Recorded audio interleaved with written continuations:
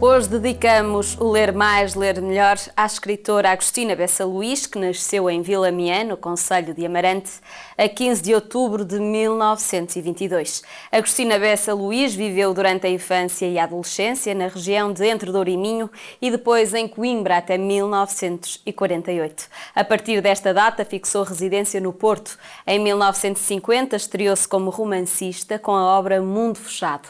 4 anos mais tarde, com o romance A Sibila, impõe-se como uma das vozes mais importantes da ficção portuguesa contemporânea.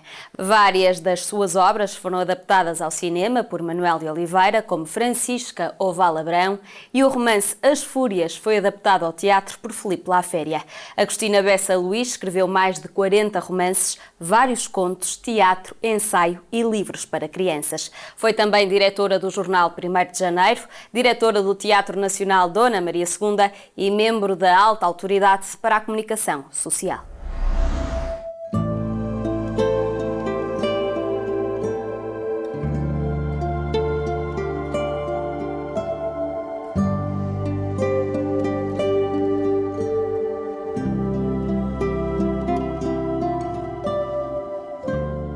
A Agostina Bessa Luís nasceu no início dos anos 20, em Vilamiã, uma freguesia, uma aldeia do concelho de Amarante, mas vive no Porto há muitos anos, sobretudo desde que casou com o advogado o Dr. Alberto Luís.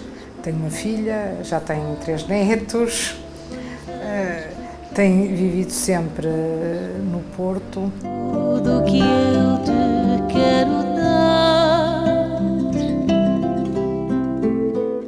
A obra dela vai buscar as pessoas que ela conheceu, quer no meio onde nasceu, quer na cidade do Porto, vai transfigurá-las, vai criar universos romanescos apoiados nessa vivência que teve no meio rural e no meio citadino.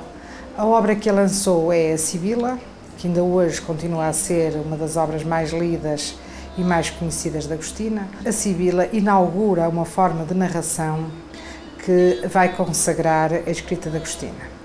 E essa forma de narração que a Sibila inaugura assenta sobretudo em 3 vetores. Primeiro, a importância do universo feminino, as personagens principais são mulheres, a importância da recordação e um discurso frequentemente repetitivo, mas que acrescenta sempre um dado novo.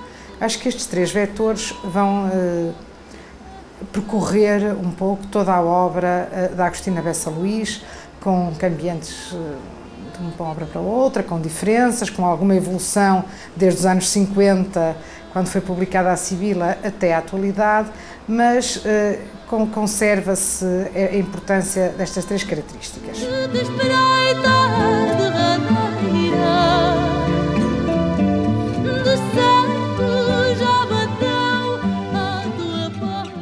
Começando pela primeira, não é? A mulher é realmente recorrente na obra da Agostina, seja ela a mulher do presente, seja a mulher do passado, e apesar de Agostina ser mulher também, nem sempre ela trata as mulheres de uma maneira benevolente ou ingênua.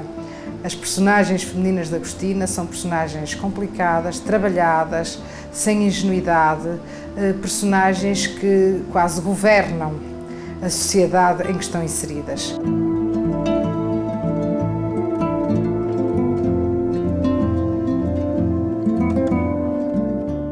O outro ponto que eu falei era a importância da recordação, e já vou mais adiante falar em outras obras dela, onde isso se vê muito bem, mas logo em Sibila há uma espécie de discurso torrencial da personagem e dos narradores que vai buscar recordações, quer ao passado próximo, quer a um passado um pouco mais distante e que a personagem que está a contar conheceu porque lhe foi contado por mãe, avó, bisavó.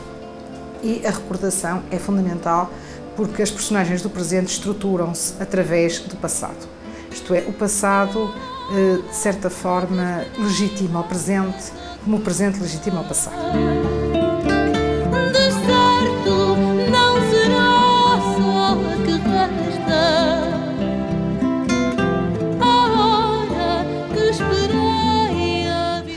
livro de contos que ela publicou, contos, enfim, pequenas novelas que ela publicou, que se chama Fama e Segredo na História de Portugal. E o título é bem sugestivo, em que ela vai buscar personagens da história, reis, príncipes, infantes, e vai interpretá-los. Não vai contar aquilo que toda a gente sabe, que está nos livros de história, mas vai interpretá-los. Por exemplo, sobre Dom Carlos, diz que ele que não tinha filhos, mas herdeiros. Este tipo de frase, assim, e outras frases que ela põe em relação a Viriato, Dom Afonso Henriques, Dona Teresa, em que interpreta as ações deles. Nós sabemos os atos e ela vai interpretá-los. Às vezes, noutros romances dela, não é o passado tão remoto como este que eu falei, mas nós vamos reconhecer nas personagens que ela usa, personagens do nosso tempo presente. Romances como Os Meninos de Ouro, em que se reconhece a personagem de Francisco Sá Carneiro. Outros romances como Antes do Gelo, que é dos últimos romances dela, em que nós vamos perceber que há pessoas da vida real, da vida política, da vida cultural, que nós vemos com outro nome, mas que vemos retratadas, que facilmente reconhecemos. Claro que reconhecemos se o nosso código for comum com o da Agostina. Claro que num estrangeiro isto pode passar mais despercebido, ou daqui a 100 ou 200 anos poderá passar mais despercebido. Hoje, e ela escreve para hoje, o leitor, ao ler, um leitor mais avisado, consegue reconhecer e fazer esses paralelismos que são interessantes, porque ela é sempre extremamente irónica, é extremamente arguta nas análises que faz. Diz aquilo que as pessoas têm na ideia, mas que nem sequer conseguiram ainda verbalizar, e ela vai verbalizá-lo. E vai verbalizá-lo usando muitas vezes uma técnica narrativa muito própria, que é o emprego das máximas. A história é uma ficção controlada, em que ela afirma coisas que nós, depois de começarmos a pensar nas afirmações, vemos como há um fundo de verdade. Ante as máximas, que são uma das características do discurso narrativo de Agostina. A repetição aparece em todos os textos de Agostina, em que nós vamos ver um episódio narrado muitas vezes, mas não é o mesmo episódio, é o mesmo sendo o outro.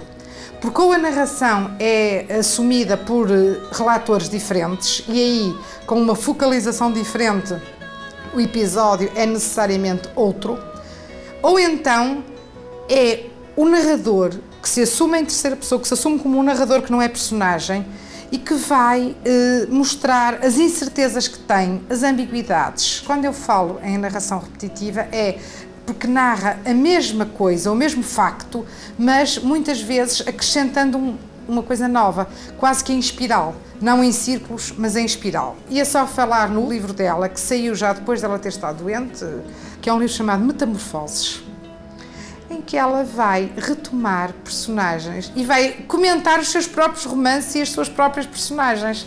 É um livro bem conseguido, porque é quase a perfeição na metaficção, em que nós reconhecemos aquelas personagens dos livros dela e ela vai comentá-las e vai dizer ela podia ter feito mais isto ou mais aquilo. A escrita de Agostina é sempre também uma escrita em que ela reflete sobre o próprio ato de escrita e o próprio ato de narrar, e este Metamorfoses é o culminar dessa forma narrativa que ela foi seguindo ao longo de mais de cerca de 50, 60 anos.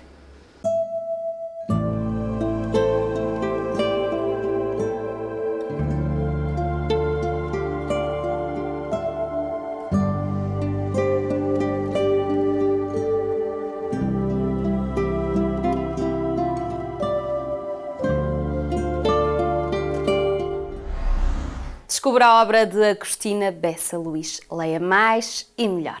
Até amanhã.